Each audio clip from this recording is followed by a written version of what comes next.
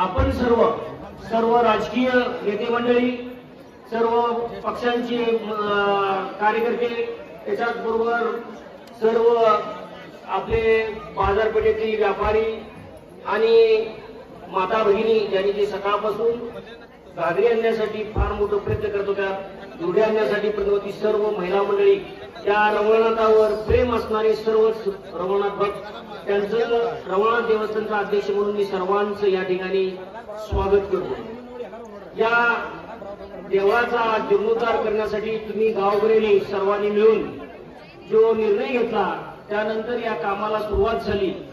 आपल्याला या कामासाठी या मंदिराच्या आमच्या आमदार साहेबांना कोल्हापूरला ज्या आपले परवाचे नेमधी कुसाळे यांच्या मिरवणुकीसाठी जायचं आहे, ते खरोखर आपला वेळ आणि ते त्या कार्यक्रमाचे मुख्य म्हणजे अध्यक्ष आमच्या विनंतीला मान दिल्याने आग्रेकरांच्यावर प्रेम म्हणून आमदार साहेब आम्हाला लाभलेले, खरोखरच त्यांचं कौतुक करायला पाहिजे। आणि त्यांनी तुमच्यावर प्रेम आहे म्हणून की या ठिकाणी येऊन या कार्यक्रमाची शोभा वाढवली।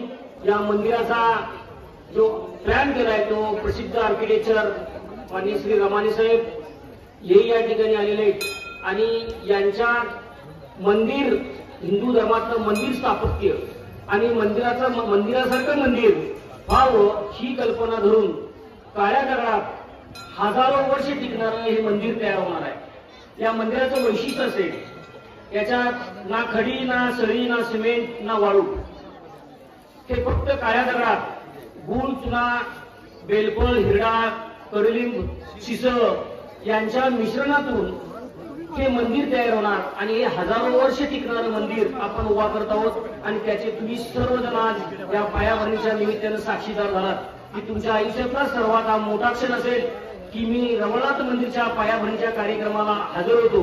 हा खरोखरच तुम्हा सगळ्यांचं कौतुक करावं ते म्हणून तुमच्या आयुष्यातला खरोखरच मोठा क्षण हा तुम्ही आज साध्य केलेला आहे आणि या कार्यक्रमाला शोभा वाढवलेली आहे।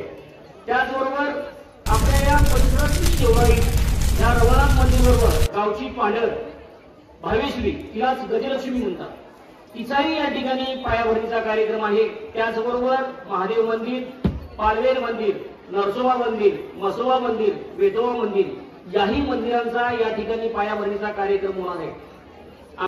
टोटल मंजुरीसाठी जे काम करणारे अधिकारी सावंत साहेब, सुर्वे साहेब या ठिकाणी आलेले, स्वामीजी आलेले, स्वामीजींना मी वेळोवेळी विनंती करून तेही आपला बहुमोल वेळ तेही या ठिकाणी आले, त्यांचं सगळ्यांचं स्वागत।